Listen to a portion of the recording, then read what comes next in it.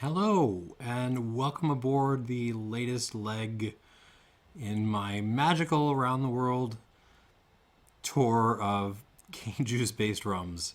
And today we are, previously we were in the Indian Ocean, and now we're going back around to not the Caribbean. A little further west than that, we're going to Mexico, in particular, Oaxaca. Oaxaca has been producing a lot of rum for a long time. But just recently it's kind of gotten hot because I figure people are already bringing in stuff from, the mezcal producers. So as long as people are making rum there too, heck, why not drag it along? I've already reviewed the Paranubes, which is probably the most famous example. I think Cañada is also Oaxacan. I'll have to look that up. But anyways, I reviewed a bunch of Oaxacan rums. I like them. And my friend Sjyort has sent me two more to try that I can't get around here in Chicago. So we're going to give these a whirl.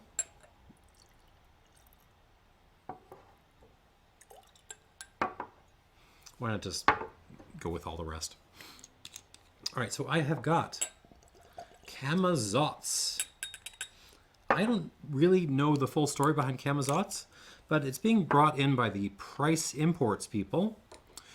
Formerly the people who brought in Springbank, now the people who bring in... I don't even know what they bring in these days. I know they bring in the by the Dutch Iraq stuff. That's about all I can think of. Anyways, the Price Imports is bringing this in. It is from Oaxaca, and I will give you more information on it in a little bit. And then a little bit more prominently, the the craft distilling people, led by the Germain Robin veterans from California, are bringing in Dakabend, also from Oaxaca.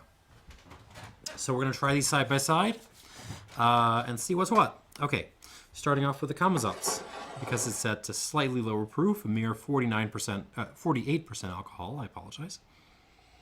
This is wild fermented, double pot distilled cane juice. The master distiller is Leon Gaspar Vazquez. I'm sorry, I don't have a lot number on this or a date or anything, but I imagine it was bottled in 2020 or 2021. This is from the Sierra Mixte, way up north from the city of Oaxaca. All right, and let's see what we got on the nose. Weird. It's a weird nose, which kind of makes me happy. What is that? It's like a fermentary funkiness to this, which reminds me of malt liquor, but it isn't malt liquor. It's more like if you can make malt liquor out of cane juice, this is kind of in that territory. That note is hard to nail down beyond like cane liquor, cane malt liquor. Like cane steel reserve. But then there are some more distinct notes. Some salted licorice is very prominent in this. But then like actual seawater, like actual salted seawater. Plastic smoke. Smoked lime peel too. And then there's like a... I've used this note before on the Sipuru that I reviewed. But hand cream, like boutique hand cream. It's floral, but it smells very creamy at the same time. So maybe like some an expensive hand cream your lady has bought with lots of chamomile and some other stuff in there, and you're gonna kind of stick your nose into it for a tasting note. It's not green at all. I mean, it is a little bit. There's a little bit of sour, like green tomato in there if you go looking for it. But compared to the other rums from Oaxaca and kind of Mexico more generally that I've had in this style, the green is way toned down. It's very subdued. It's more on kind of flowers and herbs and kind of just leftover cane bagasse and that kind of hand lotion thing. It's very chill. It's a chill Mexican rum. But then there is also that just kind of like boozy funk thing. On the palate,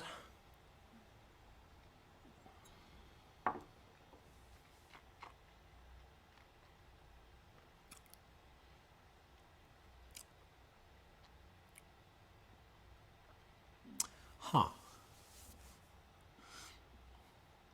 So my baffled face right now is because this feels like something I should like. I mean, if I'm going to list off some tasting notes in a second.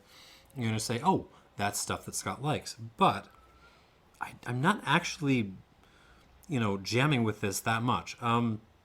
Again, it's very chill. There's not a lot of sort of vegetal stuff going on. There's some white pepper, some plastic smoke, so some action figures on fire.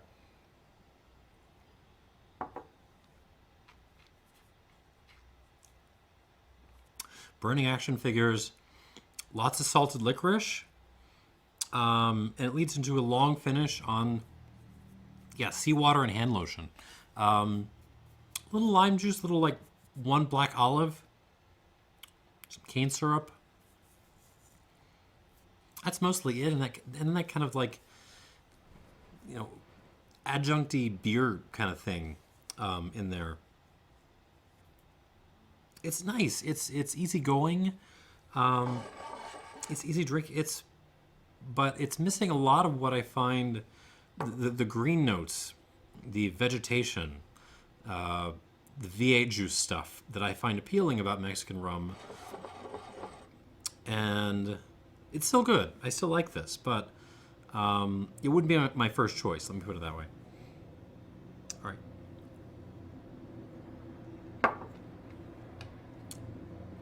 Camazotz. Somewhere on the Price website, I'm going to have to look this up again. I remember seeing the fermentation was only about 24 hours, which seems like a fair amount of time for fermentation, but for wild fermentation, that's not actually very long. And particularly, I remember the Dakabend is like a week or something. So maybe what I'm getting is just kind of a quick fermentation. All right, so we'll come back to that though. Give it like an extra score because it's 48%. All right, and the Dakabend pot still rum Blanco. This is from the Tosba Distillery in San Cristobal Lachiroaig. Best I can do with that, which is kind of northeast of the city of Oaxaca. Pretty far northeast, though. This is out in the boonies. Edgar and Elisandro Gonzales are the distillers. Ooh, here we go. Again, cane juice based, wild fermented for a long time. Again, it's like a week or something for fermentation. Distilled in small pot stills. No idea what the lot number is. Bottled at 49% alcohol. And on the nose, hello Mexican rum. Fried green tomatoes right off the bat. Just lots of green stuff. Pickle juice. Mixed olives, dried flowers. There's some floral stuff going on. Seawater again. Fennel. There's some toasted lime peel. Plus some toasted grapefruit peel. Like some fresh herbs, like leafy herbs, mint, parsley, that kind of thing. Little clove, little allspice. It feels like there's more happening, and also I'm just like, I'm jamming. I'm kind of grooving more with what's going on. I'm digging this nose. Okay, on the palate though.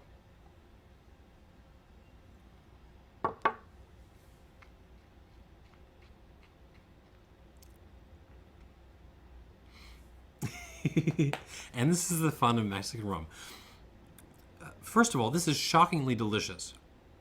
It arrives on this like smoky cane sweetness thing. It's very sweet and very. I don't know if they actually did the mezcal underground oven smoking thing. I'm going to doubt it, but it is showing a little bit of smokiness, which is appealing and very kind of delicious. But all at the same time, it's all flanked by those savory elements from the nose.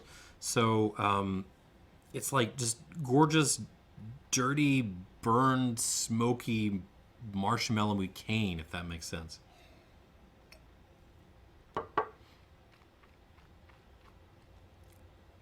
But then in the corners, fennel, seawater, olives, green tomato, the stewed herbs kind of thing. There's some lime soda, some fresh flowers, some minerality in there along with the smokiness, a couple of rocks. Yeah, I'm into this. It's not the most complex example of a Mexican cane juice rum I've ever had, but this is nice. I'm into this.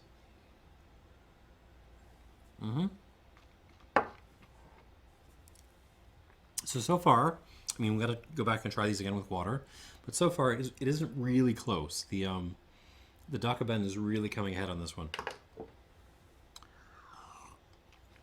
But let's go back, see what the Camazotz does with water.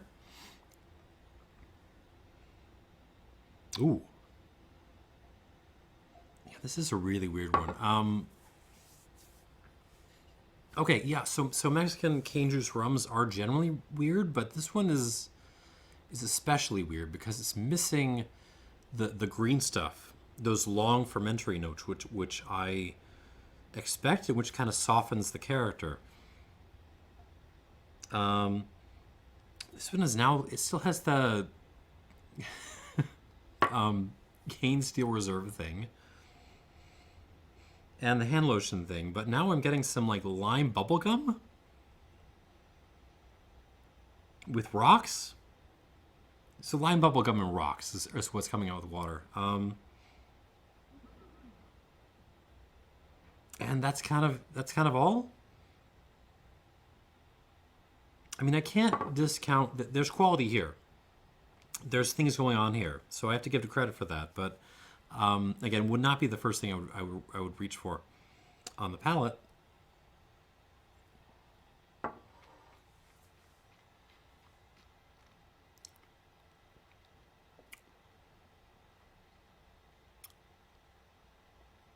Yeah, not a lot of development on the palate. It's really dominated by the hand lotion thing, which I like. You know, I appreciate drinking some hand lotion on occasion. But especially compared to the Dakabend, at least so far, really a step down in complexity and depth.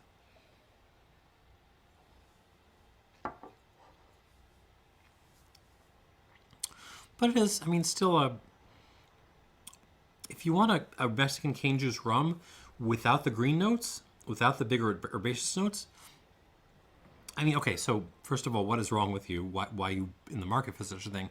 But second, if that's what you want, I mean, this is a good example to go for. I don't hate it, but yeah, it's not the one I would reach for. I'm gonna give this 83 points out of 100. 83 for the Camazotz Oaxacan Rum. It's okay, but I think for the style you can do better. All right, let's go back to the Dakabend.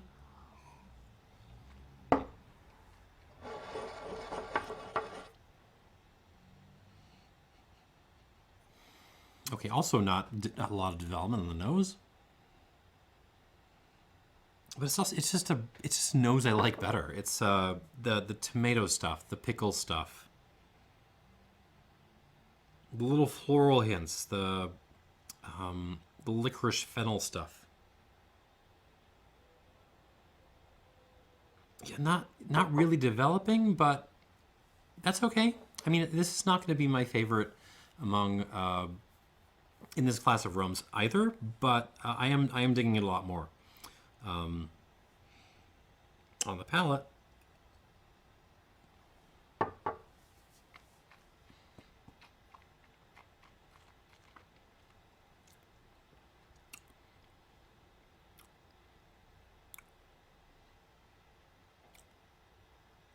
Yeah, also a little light on development, but that's okay. That's okay. It doesn't need to be, you know, the most profound thing in the world. It's already kind of beating the Camazotz for me at this point. That smoky, caney sweetness, that's for real. There's a lot of pepper coming through. The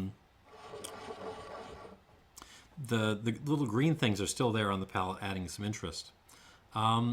It's just a good rum.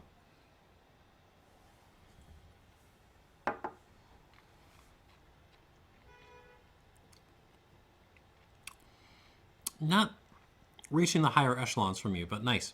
I would give this 86 points out of 100. In the wide world of cane juice rum, I do think you can do better. In the world of Mexican cane juice rum, I think you can do better too. The cañada is really good. But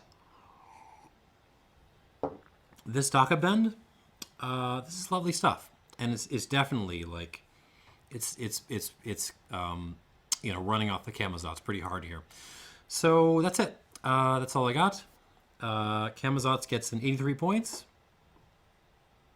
I'm sure this would appeal to someone, but not totally my mix of things. Maybe it's the fermentation. I don't know. And Dakabend gets a good, healthy 86 points out of 100. That's what I got. Please join me on the next installment of the Cane Juice World Journey. And cheers.